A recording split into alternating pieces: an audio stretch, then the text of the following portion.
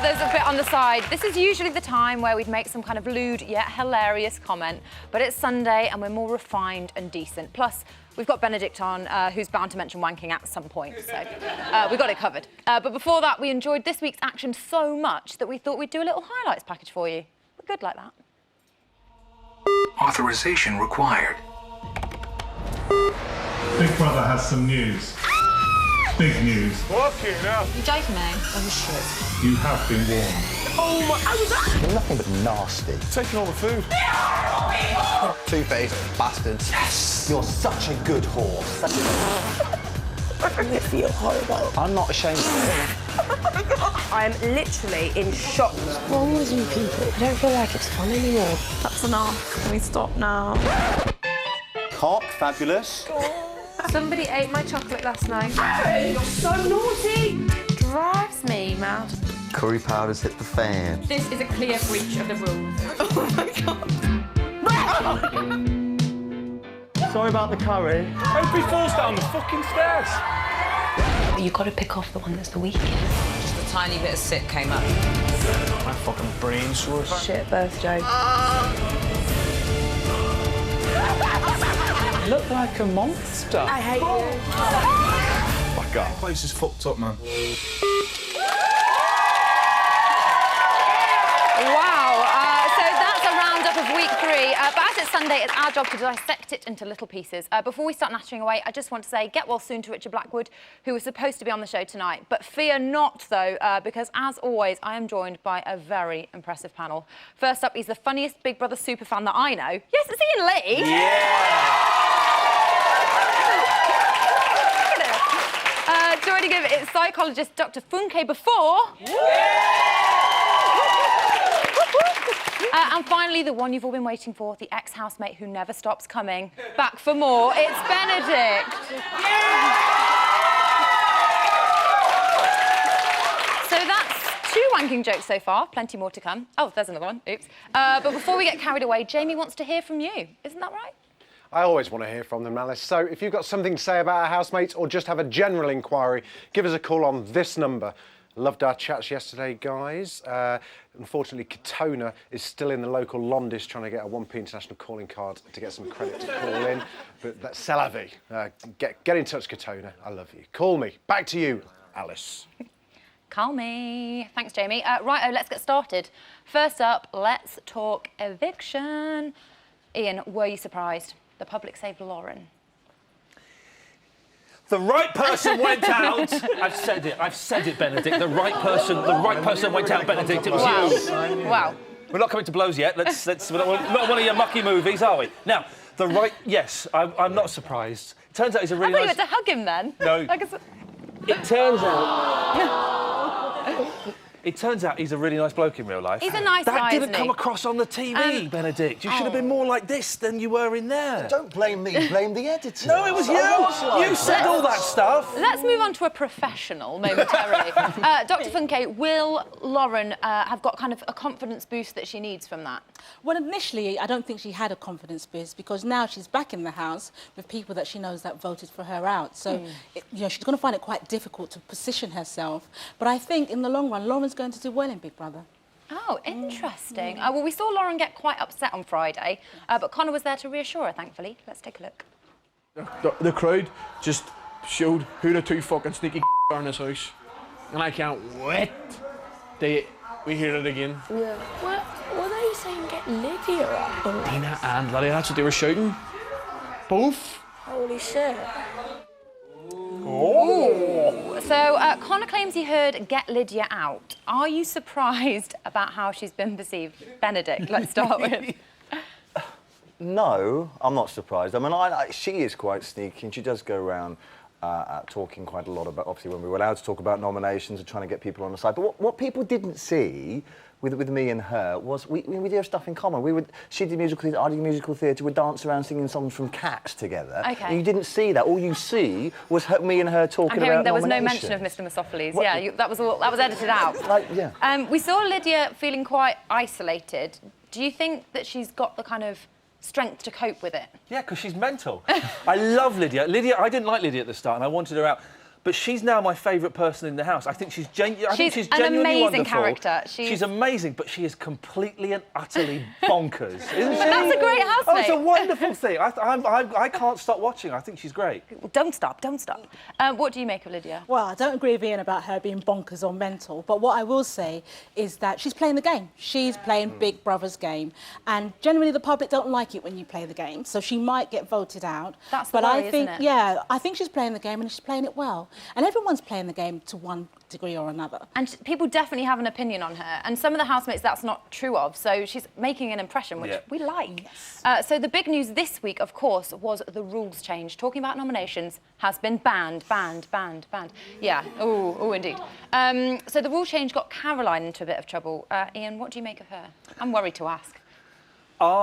She gets on my nerves. I didn't really think a lot of her to start with, but I just think she's just so irritating and ditzy, and it's the hair. Just that big Rod Stewart backcombed hair. Jeez, it does my nutting. It's big. We know you're not, obviously, her biggest fan. I don't think I can make myself more obvious, could I? Do you think that Becky will forgive Caroline for talking about her? You know, I'm sure she will, because Becky is she's a loving character, and I think she wants to enjoy life. So I think she will eventually come round to embracing Caroline once again. I love that she put a time on it. She's like, I'm not going to forgive you for an hour. Give me an hour. Well, Caroline's been trying her best to make amends. Have a look at this. Flax, can we be friends again? I miss you. I'll see. I'm not happy with your cast. What can I do? How about I give you my alcohol? No, I'm not. I'm not your mate, Caroline. I'm not your mate for another hour or so. Flax, can we be friends again? You know I'm really sorry. You know I really like you. I'm more Caroline and I'm fine. But I just can't be asked with your bitch in line. Is Caroline being sincere here? I really don't think she's being sincere. I think that she's using her privileged background in a sense with Becky. Oh, you know, I'm really sorry. She said the same thing to Benedict when you kind of confronted her. Oh, Benedict, I'm really sorry. I didn't know what I was doing. She knows what she's doing. And, you know... Can I buy your love with alcohol? Exactly. Yes. She knows that Becky likes alcohol. Let's have a truce through alcohol. And I think that's completely... So why is she trying to make amends then? If it's not sincere, she's just... Because she doesn't want to get voted out! Exactly.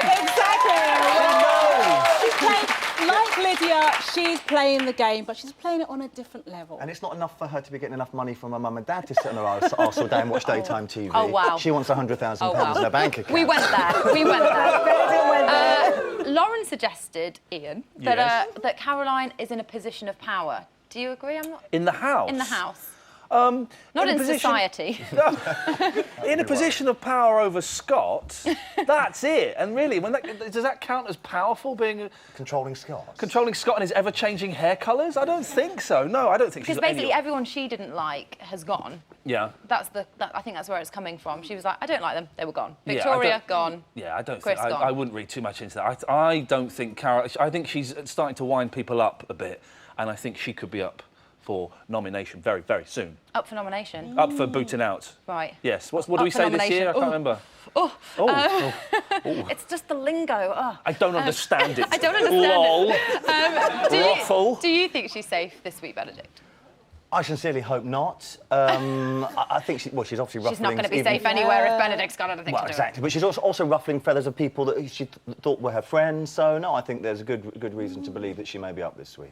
Insider knowledge there. Well, it's nominations tomorrow. Who do you think the lineup will be? I think it will be Lydia and Dina.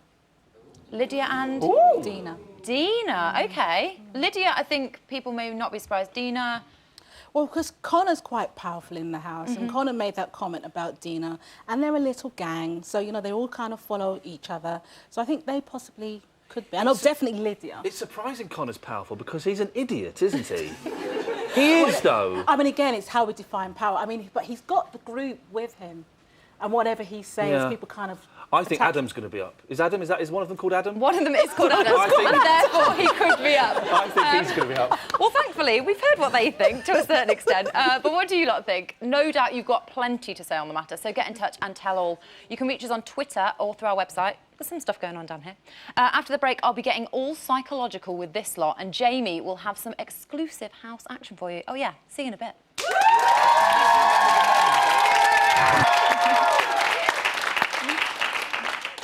Welcome back to Bit on the Side. We're Nick Clegg to Big Brother's David Cameron. Much funnier, much more liberal and constantly trying to look busy. Hello, highbrow Sunday political reference there. Did you see that? It's for you, Ian. It's Thanks. for you. This year's housemates love a good moaning sesh and lucky old Big Brother gets to hear all of it. What a nightmare. Check out this week's exclusive diary room action.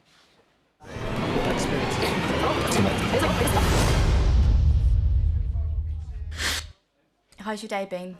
Oh, it's been a shit day. It's been really shit. I've never known a house in the world like it. It's been so, like, stressful. Everyone's stressing. The tensions are literally, boom, like it's cutthroat in there. Like, I've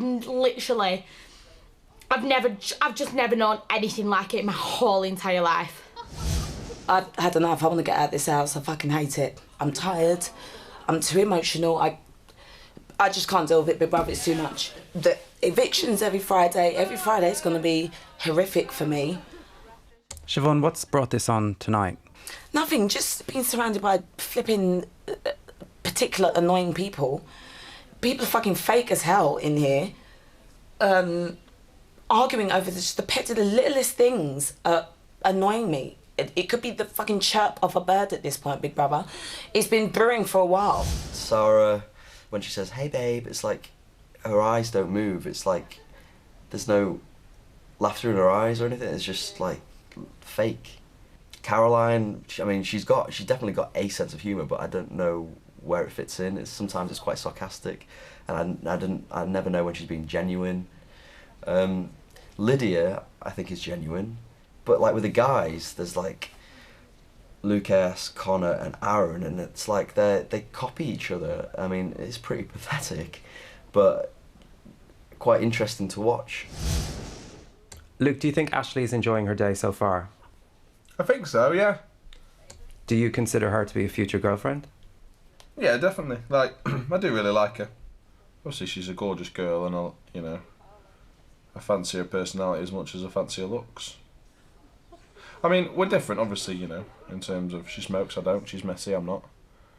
She's much louder than me in instances and stuff, but I like, she sticks up for herself and she looks after herself, and she is very, she's a clever girl as well. We both say ditzy things, so it's comical.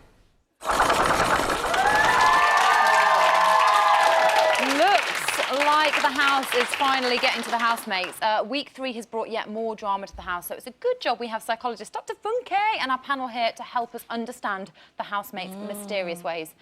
First up, last night we saw Siobhan and Adam in they had a bit of ructions, didn't they? Did that surprise you? Not at all, because I feel that Adam kind of pushed the line. I mean, he found something that Siobhan felt quite insecure about and proposed to her. He knew that she wants to get married. And did he know that? Of course, because Siobhan's been talking about it, that, I'm in my late 20s, I want to get married, I want to have children. And, Adam just went in on that and proposed to her, and she just felt kind of like all her insecurities were just coming out of the basket. It was a joke. It was a joke. Get over it. It did seem that way. It was a joke. It all seemed to be going so well. The date, the proposal. Yeah. What went wrong? Well, she's bonkers. That's what went wrong. You think everyone's bonkers? No, but let me try something. Would you?